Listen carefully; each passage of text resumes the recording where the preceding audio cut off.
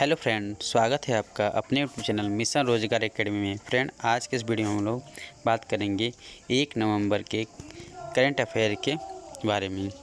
चलिए देखते हैं कौन कौन से इम्पोर्टेंट करंट अफेयर है आज का। सबसे पहले है इंडियाज स्टील मैन जमशेद जे ईरानी का हुआ निधन। भारत के स्टील मैन के रूप में जाने जाने वाले जमशेद जे ईरानी का अक्टूबर 2022 में जमशेदपुर में निधन हो गया है।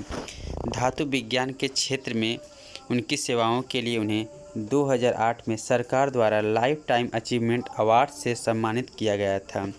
उन्होंने 1990 के दशक की शुरुआत में भारत के आर्थिक उदारीकरण के दौरान टाटा स्टील का नेतृत्व किया और भारत में इस्पात उद्योग की वृद्धि और विकास में योगदान दिया।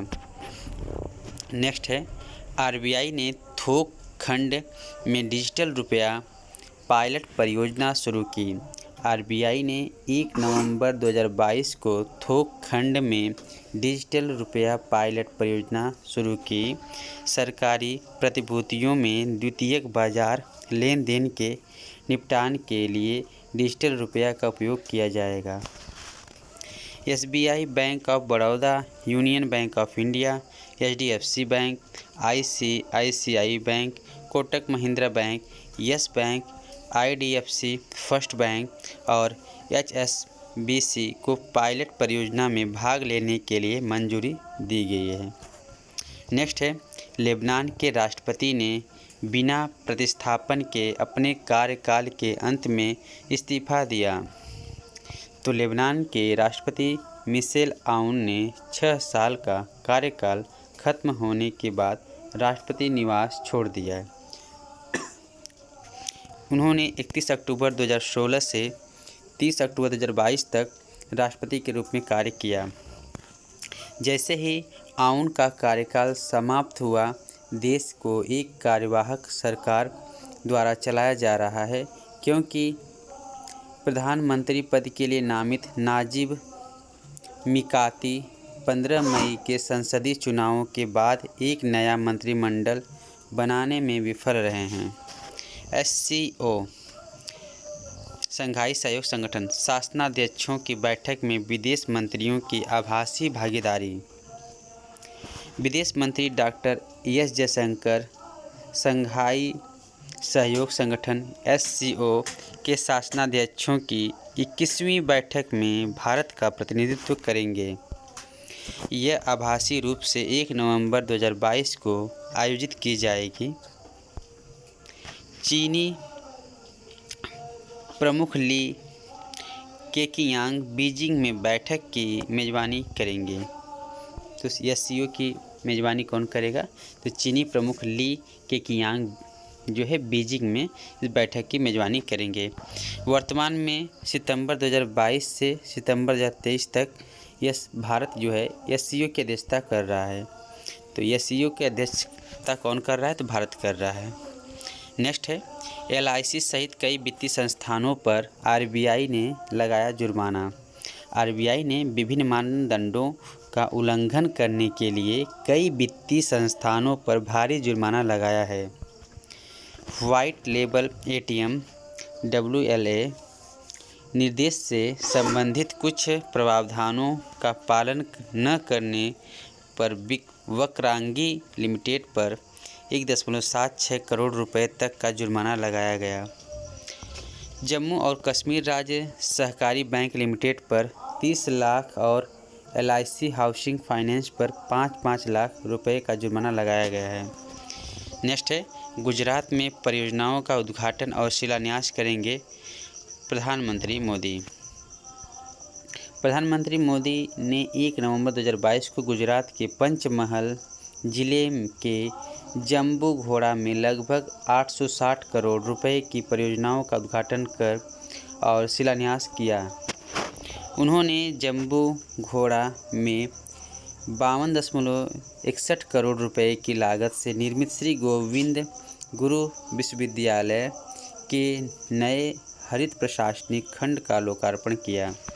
उन्होंने आदिवासी स्वतंत्रता सेनानियों राजा रूप सिंह नायक और संत जोरिया परमेश्वर के स्मारकों का भी उद्घाटन किया। नेक्स्ट है भारतीय रिजर्व बैंक के बारे में देखते हैं। भारतीय रिजर्व बैंक भारत का केंद्रीय बैंक और भारतीय बैंकिंग प्रणाली के नियमन के लिए जिम्मेदार नियामक संस्था है। यह वित्त मंत्रालय के स्वामित्व में है। जो आरबीआई है वित्त मंत्रालय के स्वामित्व में है। यह भारतीय रुपये की आपूर्ति को नियंत्रित करने, उसे जारी करने और बनाए रखने के लिए उत्तरदायी है। आरबीआई की जो स्थापना है 1 अप्रैल 1935 को कोलकाता में हुई थी। इसका राष्ट्रीयकरण 1 जनवरी 1949 को किया गया। इसके गवर्नर हैं वर्तमान में शक्तिकांत दास और आरबीआई का मुख्यालय कहाँ है तो मुंबई में है। बात करते हैं लेबनान के बारे में। तो लेबनान आधिकारिक तौर पर लेबनानी गणराज्य अर्थात पश्चिमी एशिया में स्थित एक देश है। लेबनान एक विकासशील देश है जो मानव विकास सूचकांक में 112वें स्थान पर है। लेबनान की राजधानी बेरूत है और इसकी मुद्रा लेबनानी पाउंड है। लेबनान के प्रधानमंत्री नाजिब मिकाती हैं। इसकी आधिकारिक भाषा अरबी भाषा है और लेबनान की जनसंख्या जो है 67.7 लाख यह है इसकी जनसंख्या है। नेक्स्ट है विश्व शाकाहारी दिवस 1 नवंबर को मनाया जाता है। हर साल 1 नवंबर को विश्व शाकाहारी दिवस मनाया जाता है। शाकाहार पशु उत्पादों के उपयोग से दूर रहने और जानवरों के वस्तुकरण पर प्रतिबंध लगाने के दर्शन का विस्तार करने की प्रक्रिया है। इस दिन लोगों को शाकाहार के लाभों और साथ ही यह पर्यावरण के लिए एक अस्थायी दृष्टिकोण भी है के बारे में जागरूक किया जाता है। इस दिन की स्थापना 1994 में यूके में द वीगन सोसाइटी द्वारा की गई थी। नेक्स्ट करंट अफेयर देखते हैं। 1 से 5 नवंबर 2022 तक मनाया जाएगा भारत जल सप्ताह। तो भारत जल सप्ताह 1 से 5 नवंबर तक मनाया जाएगा। एक एकीकृत तरीके से जल संसाधनों के बारे में जागरूकता बढ़ाने, संरक्षण और उपयोग करने के प्रयास में केंद्रीय जल संसाधन मंत्रालय 1 से 5 नवंबर 2022 तक भारत जल सप्ताह के 7वें संस्करण का आयोजन करेगा। 7वें संस्करण की theme water security for sustainable development and equity है। तो इस बार का जो थीम है water security for sustainable development and equity है और यह चौथा संस्करण था तो 7वां संस्करण था। इस कार्यक्रम का उद्घाटन भारत की राष्ट्रपति द्रौपदी मुर्मू द्वारा 1 नवंबर 2022 को ग्रेटर नोएडा उत्तर प्रदेश में किया जाएगा। नेक्स्ट देखते हैं।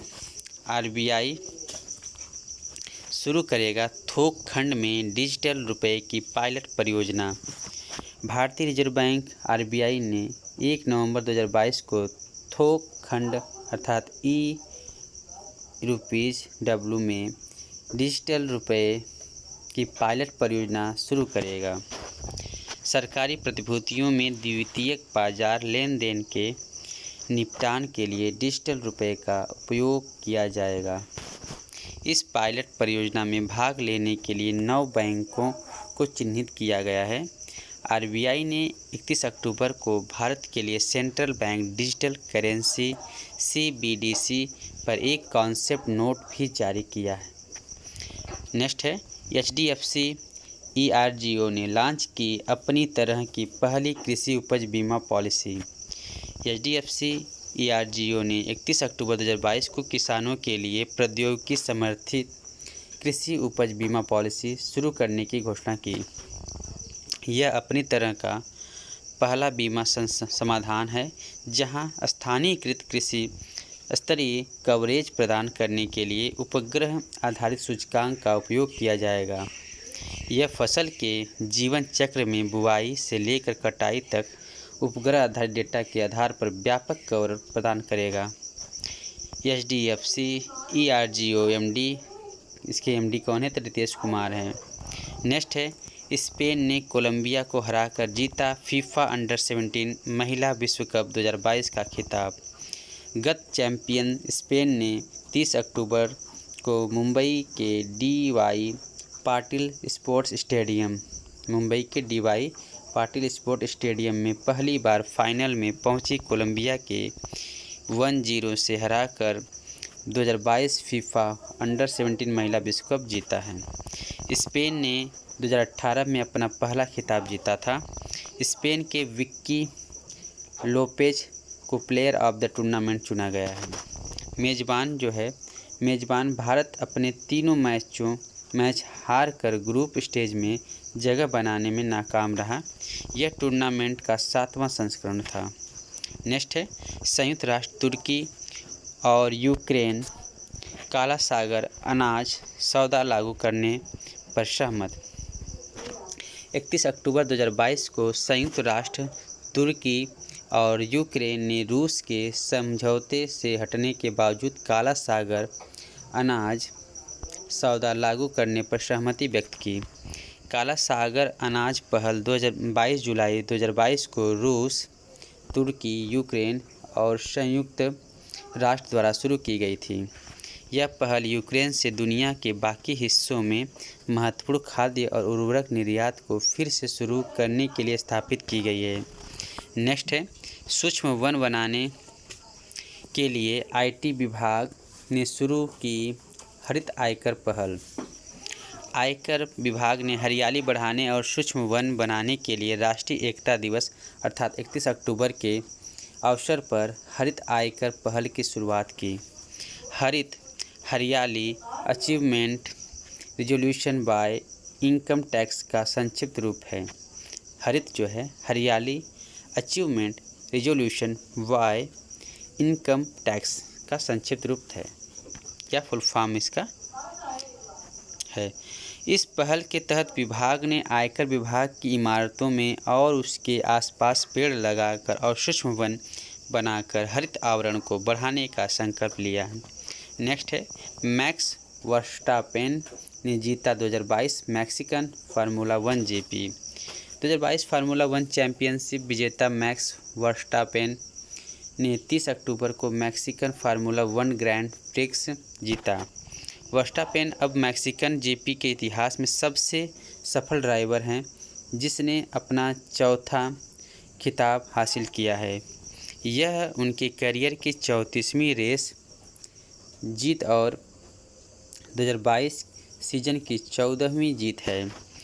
मर्सिडीज के लुइस हैमिल्टन और रेड बुल के सर्जियो पेरेज क्रमशः दूसरे और तीसरे स्थान पर रहे हैं। नेक्स्ट है सरकार ने पीएलआई योजना के तहत दूरसंचार उत्पादों के 42 प्रस्तावों को दी मंजूरी। 31 अक्टूबर 2022 को केंद्र सरकार ने दूरसंचार और नेटवर्किंग उत्पादों के लिए उत्पादन से जुड़ी प्रोत्साहन पीएलआई योजना के तहत नोकिया और सैमसंग सहित 42 कंपनियों को मंजूरी दी।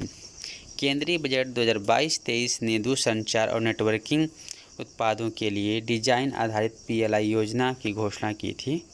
दूरसंचार उपकरण निर्माता जो अपने उत्पादों में 50% मेड इन इंडिया घटकों का उपयोग करते हैं वे प्रोत्साहन के लिए पात्र होंगे। नेक्स्ट है विश्व शहर दिवस 31 अक्टूबर को। वैश्विक शहरीकरण को बढ़ावा देने और इसकी चुनौतियों का समाधान करने के लिए अंतर्राष्ट्रीय सहयोग की आवश्यकता को उजागर करने हेतु हर साल 31 अक्टूबर को विश्व शहर दिवस मनाया जाता है। इस दिन की स्थापना संयुक्त राष्ट्र महासभा द्वारा 2013 में की गई थी और इसे पहली बार 2014 में मनाया गया था। एक अलग शहर हर साल इस कार्यक्रम की मेज़बानी करता है और शंघाई चीन ने 2022 में इस कार्यक्रम की मेज़बानी की। 2022 theme act local to go global. Spain के बारे में जानते हैं।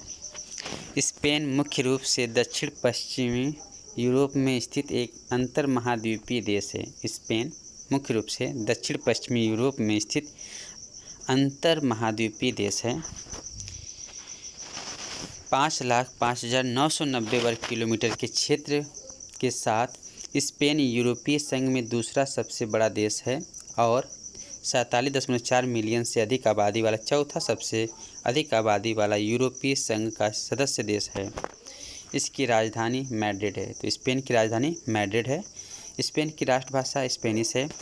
स्पेन के प्रधानमंत्री पेड्रो सांचेज हैं और स्पेन की मुद्रा यूरो है। स्पेन की प्रमुख नदियां एब्रो, डुयोरो, ताजो और गुआडियाना। बात करते हैं काला सागर अनाज पहल के बारे में। तो काला सागर अनाज पहल जुलाई 2022 में यूक्रेन पर रूसी आक्रमण के दौरान रूस, यूक्रेन, तुर्की और संयुक्त राष्ट्र के बीच एक समझौता था। इसने एक ऐसी प्रक्रिया स्थापित की जो काला सागर में मानवीय गलियारे के माध्यम से यूक्रेनी अनाज और अन्य खाद्य पदार्थों को ले जाने वाले जहाज़ों की सुरक्षा की गारंटी दी। यूक्रेन आमतौर पर दुनिया को हर साल लगभग 45 मिलियन टन अनाज की आपूर्ति करता है।